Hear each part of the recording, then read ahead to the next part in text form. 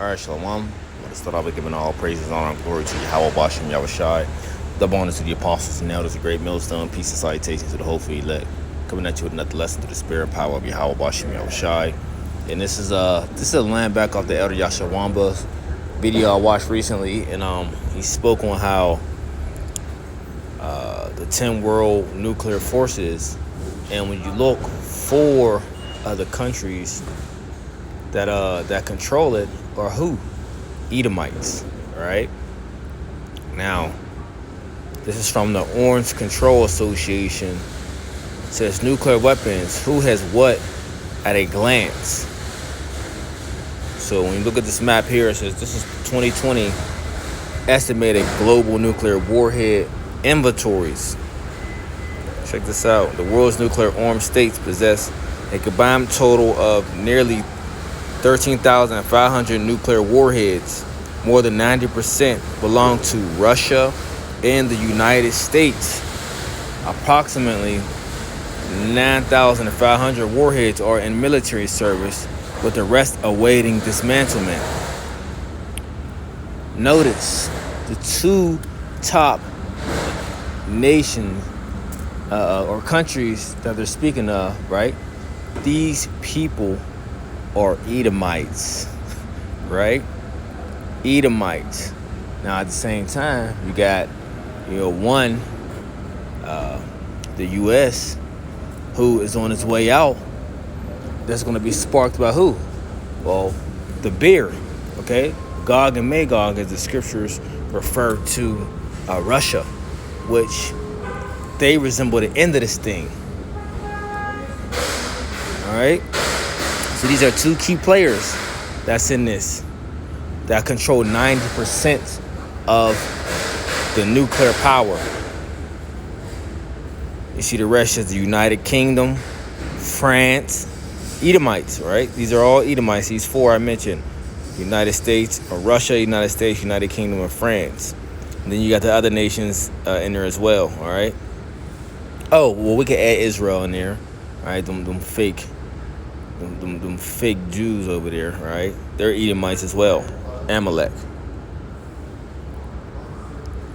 So that's the point. That's what I wanted to show you, of who's controlling it, that having that power of this of the weapons, right?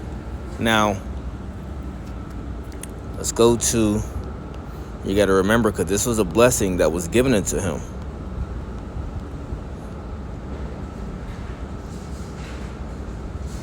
Let's go to the book of Genesis, chapter 27.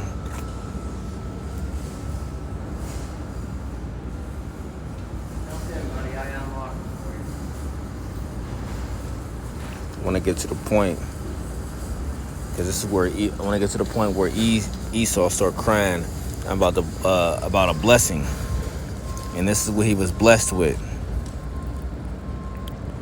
Let's start at verse 34. So this is the book of Genesis, chapter 27, verse 34. It says, "And when Esau heard these words of his father, he cried with a great exceeding bitter cry, and said unto his father, Bless me, even me also, O my father. And he said, Thy brother came with subtlety, and have taken away thy blessing. And he said, Is it not he rightly named Jacob? For he has supplanted me these 2 times. He took away my birthright, and behold, now you have taken away my blessing. And he said, Hast thou not reserved a blessing for me? And Isaac answered and said unto Esau, Behold, I have made him thy lord, and all his brethren have I given to him for servants. And with corn and wine have I sustained him. And what shall I do unto thee, my son? And Esau said unto his father, Hast thou but one blessing, my father? Bless me, even me also, O my father. And Esau lifted up his voice and wept. And Isaac his father answered and said unto him, Behold, thy dwelling shall be the fatness of the earth and the dew of heaven from above. So everything that he has right now was given into him. Right now he has the fatness of the earth. As the scripture says, what? Book of Job, chapter 9, verse 24. The earth is given into the hand of the wicked. He covereth the faces of the judges thereof. If not, where and who is he? Right? The same individual that was blessed with what? The fatness of the earth. This is what he has now. This is what he controls right now for this for this little season. Verse 40 says, and by thy sword shalt thou live. Right? By thy sword. So these things here, this sword, this is his blessing. All right? Thank you. You're welcome. This sword that he has, that he obtained, this is this man's blessing. Okay?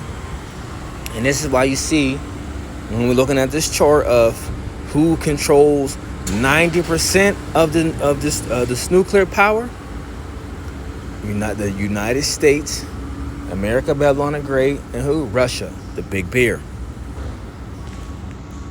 All right.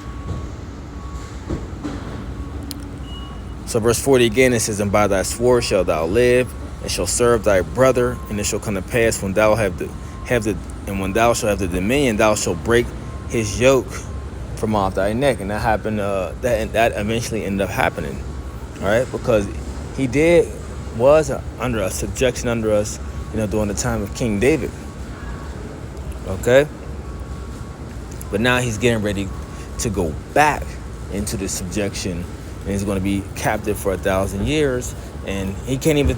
You can't even say he could even think about breaking loose, because he's not even going to get that. Because once his 1,000 years expires, he's going to get Obadiah. Okay, I believe it's Obadiah, verse 18. In fact, let's just go check that.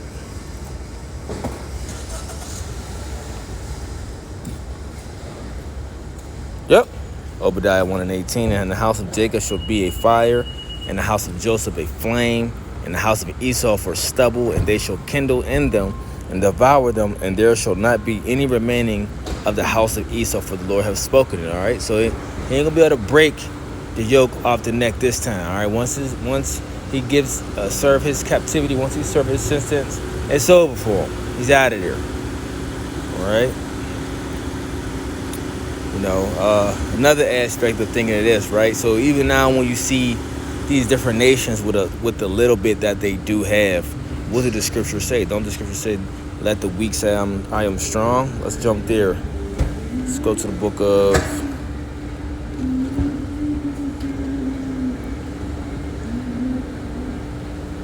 that's what I want. Let's see.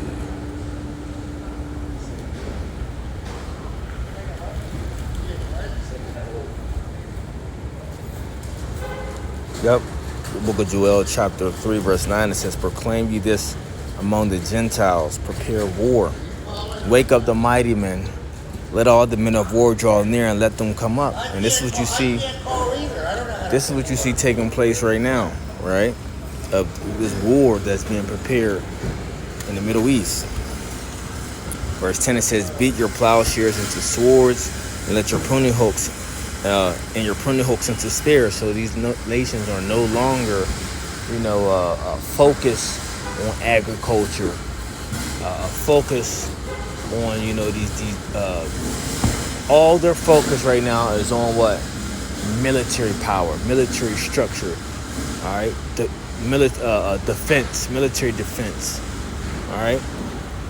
Also on the offensive side, this is all their focus is on. So it said, beat your plowshares into swords, and your pruning hooks into spears. Let the weak say, I am strong. Right? So these nations that once didn't have this nuclear capability are now able to say what? We have this strength to put up some type of fight back. Right? Now, Russia is a big part in all this as well. Let's go to this. Let's jump to the book of Ezekiel chapter 38, verse 4. It says, and I will turn thee back and put hooks into thy jaws, and I will bring thee forth and all thy army, horses and horsemen, all of them clothed with all sorts of armor, even in great company, with bucklers and shields, of all of them handling swords. All right, so Russia is they're getting put back into into that Cold War spirit, or Cold War world spirit. right, as they once was. Now, verse 5, it says Persia, Ethiopia, Libya, with them, all of them with shield and helmets, Gomer and all his bands, the house of Togama, the north quarters and all his bands, and many people with thee. Be thou prepared, and prepare for thyself, thou and all thy company that are assembled unto thee, and be thou a guard unto them. So a lot of these smaller nations, guess who is a guard unto them? Russia. Russia is a guard unto these nations. This is why you'll hear in different media outlets, through this news and through the rumors of particular nations or Russia backing up, saying, look, you mess with this nation, then you got to deal with us as well. Okay? This is what you hear and see taking place. Because Russia is playing a major part in this action. A major role in this action. Okay, but like I said, Russia is a guard to a lot of these smaller nations. A lot of these smaller nations, the U.S. been trying to put sanctions on these nations because what? Russia is being a guard to them. How is he being a guard to them? Well, he's giving them anti-defense missile systems and things of such. And the U.S. been trying to stop these nations from doing it. But these other nations are saying, the hell with that. We're going to do what we got to do. We need to protect ourselves. All right, on top of even the U.S. supplying these different countries before they start to have these different problems with each other. You see? So I mean, that's just all I wanted to touch. Pull of things out through the spirit. So like I said, I'm probably going to do a part 2 to this and go into something. Pull out another few different examples of dealing with this. All right, but for the lack of time, that's going to be it. Lord willing, hope it was edifying. So next time I want to say, Shalom.